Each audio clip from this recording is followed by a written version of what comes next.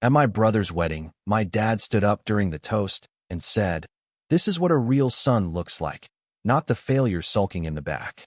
The room fell silent as everyone turned to stare at me. I forced a smile, but they had no idea what I was about to do next. I, 32M, sat in the back corner of the reception hall, nursing a glass of whiskey that had gone warm in my hand. The chair scraped against the hardwood floor as I shifted my weight, trying to make myself smaller, more invisible. My brother stood at the center of everything, as he always had, his arm around his new wife, both of them glowing under the soft amber lights strung across the ceiling. The room smelled of expensive catering and champagne, the kind of wedding my parents had always dreamed of throwing. Just not for me.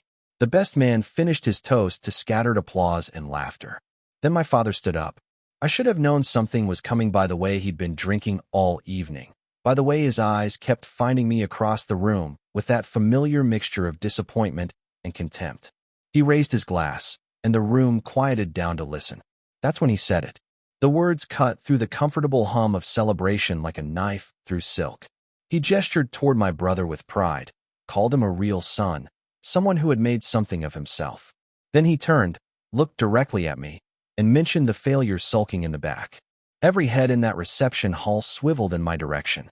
Aunts, uncles, cousins, family friends, all of them staring. My mother looked down at her plate. My brother shifted uncomfortably, but said nothing. I forced a smile, lifted my glass slightly in acknowledgement. Let them think whatever they wanted to think. But inside, something cold and calculated clicked into place. They had no idea what I was about to do next. The thing about being the family disappointment is that people stop paying attention to you. They write you off, stop asking questions, stop wondering what you're really up to.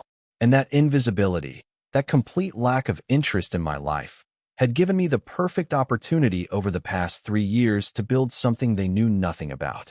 While my brother climbed the corporate ladder at our father's firm, while he bought his luxury condo and drove his German sedan, I'd been working 16-hour days on a tech startup. No family funding, no nepotism, just me and 2 partners from college grinding it out in a cramped office space that smelled like stale coffee and ambition. 6 months ago, we'd been acquired by a major corporation. The number had 8 figures in it. My cut was enough to retire on, but I wasn't the retiring type. I kept it quiet. Didn't tell my parents, didn't broadcast it on social media, didn't show up to family dinners in expensive clothes. I drove the same beat-up sedan, lived in the same modest apartment, and let them all continue believing whatever narrative they'd constructed about my life. My mother still asked when I was going to get a real job. My father still made comments about wasted potential. The wedding reception continued around me. I stayed for another hour, made polite conversation with relatives who looked at me with pity, endured the sympathetic shoulder touches from cousins who thought they understood. Then I slipped out early, drove home, and started making phone calls. My father's commercial real estate firm had been struggling. I knew this because I'd made it my business to know. The business he'd built over 30 years was hemorrhaging money, weighed down by bad investments and an outdated business model. He'd been too proud to adapt, too stubborn to listen to anyone who suggested change. My brother, his golden child and vice president, had only made things worse with a series of disastrous property acquisitions over the past 2 years. They were in debt. Serious debt. The kind that keeps you up at night and makes you snap at your family during dinner. The kind that makes you drink too much at your son's wedding and say things you might regret. Or maybe he wouldn't regret it. Maybe he meant every word. 3 days after the wedding, I sat in a conference room with my lawyer and my financial advisor.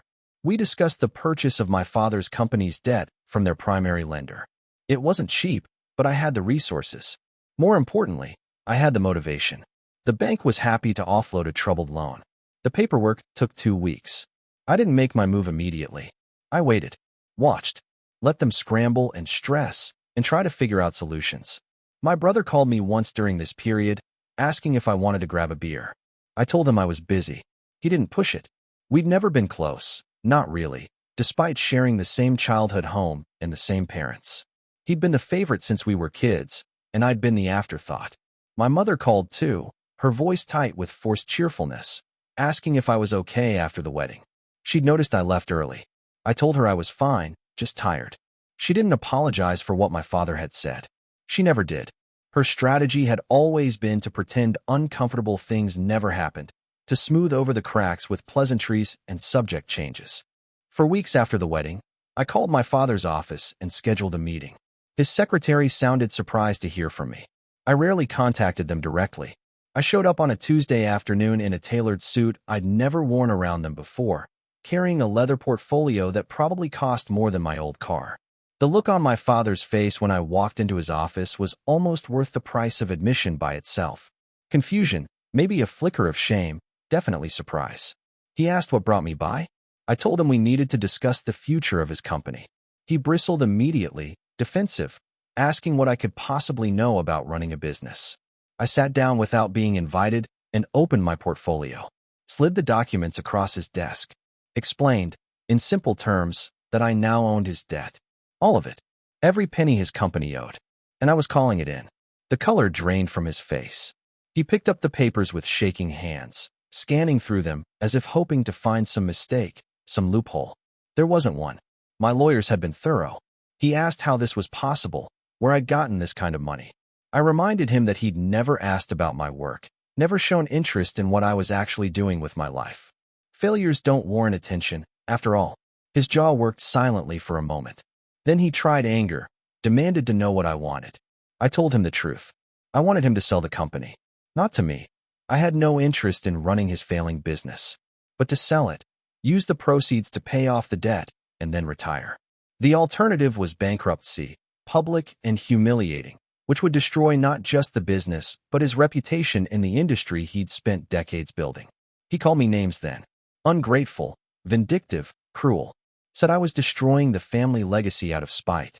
I sat there and took it, let him rage until he ran out of steam. Then I asked him if he remembered what he'd said at the wedding. He went quiet, looked away, told me he'd had too much to drink, that I was being too sensitive. I stood up, told him he had 30 days to make a decision. Then I left. My brother showed up at my apartment that evening. He'd clearly been sent by our father, probably with instructions to talk sense into me, to appeal to family loyalty or brotherhood or whatever emotional lever they thought might work. He stood in my doorway looking uncomfortable, asking if we could talk. I let him in. He tried the reasonable approach first. Talked about how the business supported the family, how our father had built it from nothing, how destroying it would hurt our mother too. I listened without interrupting. When he finished, I asked him if he'd stood up for me at the wedding. If he'd said anything when our father publicly humiliated me in front of everyone we knew. He looked at his shoes, said it wasn't the right time to make a scene, said he figured we could talk about it later, privately. I told him that his silence had been a choice, just like this was my choice now. He got angry then, said I was being petty, that I was acting like a child holding a grudge. I reminded him that I was offering a way out, that bankruptcy would be much worse for everyone involved. He asked what I wanted from him. I said nothing. I didn't want anything from any of them anymore. He left looking defeated, and I felt nothing watching him go. Update 1. The deadline approached. My father tried everything. He had my mother call, crying, begging me to reconsider, saying I was tearing the family apart. I told her the family had been broken long before this. She'd just chosen not to notice. She hung up on me. Other relatives got involved. Aunts and uncles I barely spoke to suddenly had opinions about my choices, about family forgiveness and letting go of the past. I stopped answering calls from numbers I recognized. My father's lawyer reached out to my lawyer, trying to negotiate terms, extensions, anything.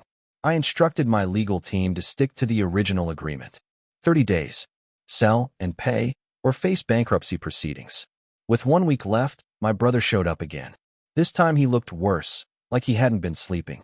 He sat on my couch and told me everything. How bad the debt really was.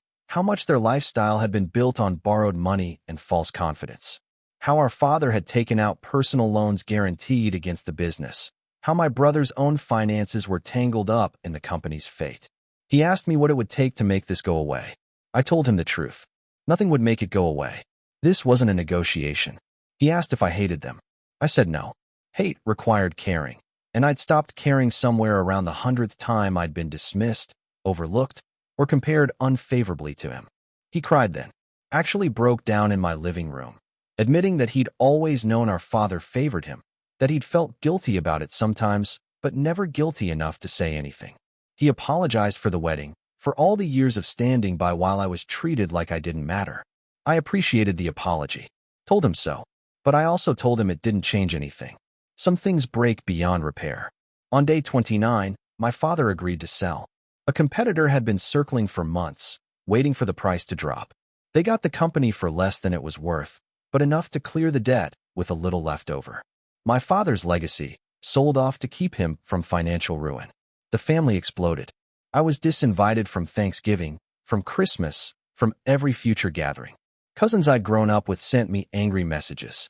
My mother left a voicemail calling me dead to her. My brother stopped trying to contact me altogether. I sat in my apartment and felt the weight of it all, the finality of burning every bridge. And then I felt something else. Relief. Update 2. 6 months later, I bought a house. Nothing ostentatious, just a comfortable place in a quiet neighborhood with good schools, though I didn't have kids. I was thinking about the future, about what I might build that would be mine. I ran into my mother at a grocery store. She saw me first, and I watched her face cycle through emotions before settling on cold politeness. She asked how I was doing. I said fine. Asked how she was. She said managing. We stood there in the produce section, two people who shared DNA and history and almost nothing else. She told me my father had taken a job as a consultant, that they'd downsized to a smaller house, that my brother was job hunting, that his wife was pregnant. She delivered this information like updates about strangers, her voice carefully neutral. Then she asked if I was happy with what I'd done. I told her I was at peace with it. She nodded slowly, said she hoped it was worth it, losing everyone. I almost let her walk away, almost let that be the end of it. But something made me stop her. I asked if she remembered my high school graduation. She looked confused by the question. I reminded her that I'd graduated valedictorian, given the speech, earned a full scholarship to a prestigious university. I asked if she remembered what my father had said at dinner that night. She frowned, thinking. I filled in the blanks. He'd spent the entire meal talking about my brother's baseball game that afternoon, how proud he was of the winning catch, how the scouts from college teams had been there watching. My achievements hadn't rated a mention beyond a brief congratulations. Her face tightened. She said that was different, that I was always fine on my own, self-sufficient, that my brother needed more attention and support. I asked her if she understood what she'd just said, how that sounded. She got defensive, said she'd done her best, that being a parent was complicated. I told her she was right about one thing. I was fine on my own. I'd had to be. And maybe that was her and my father's greatest gift to me, teaching me early that I couldn't rely on them for validation or support. It had made me stronger, more driven, more independent than I might have been otherwise. She left crying. I finished my shopping and drove home and didn't feel guilty. The thing about revenge is that people expect you to feel empty after, to realize it didn't solve anything or make you feel better. But that wasn't my experience. I didn't feel empty. I felt free. Free from the constant weight of trying to earn approval that was never going to come. Free from the exhausting cycle of hoping things would change while knowing they never would. My business continued to grow. I started a new venture, this time in renewable energy. Hired good people, built a culture based on mutual respect and recognizing talent regardless of who someone's parents were. Made it a point to notice the quiet ones, the people working hard in the background who might be overlooked. I dated someone for a while, someone who came from a similar background of family dysfunction. It didn't work out romantically, but we stayed friends. She understood in a way most people didn't. Update 3. A year after the sale, I received an email from my brother. He'd found a new job, decent position at a smaller firm. His daughter had been born healthy. He didn't ask for anything, didn't try to rebuild bridges. Just wanted me to know he was managing, that he thought about our conversations sometimes, about the things he could have done differently. I wrote back, told him I was glad things were working out. Meant it too. I didn't hate him. Never had. He'd been a product of the same system I was, just on the favored side of it. That wasn't his fault, even if his choices afterward were his responsibility. We didn't become close. Probably never would be. But we established a distant, cordial relationship. Holiday cards, occasional emails, acknowledgement of each other's existence without the weight of family obligation. My father, I heard through the grapevine, had a minor heart attack. Nothing life-threatening, but enough to scare him. My mother called from a number I didn't recognize, caught me off guard when I answered. She asked if I would visit him in the hospital. I thought about it, really considered it. Part of me wanted to be the bigger person, to show I could forgive even if I couldn't forget. Another part of me remembered every single moment of feeling invisible, unwanted, insufficient. I told her no, said I hoped he recovered, that I wished him well, but that I wouldn't be visiting. She called me heartless. Maybe I was. Or maybe I'd just learned to protect my own heart since nobody else had bothered to. He recovered. Life went on. People ask me sometimes if I regret it. The honest answer is complicated. I regret that it had to happen, that my family was so fundamentally broken that the only way I could feel whole was to break it further. I regret that my parents never figured out how to love both their children equally, that my brother and I never got to be real brothers. But I don't regret standing up for myself. Don't regret showing them that the failure sulking in the back had more power than they'd ever imagined. Don't regret choosing my own peace over their comfort.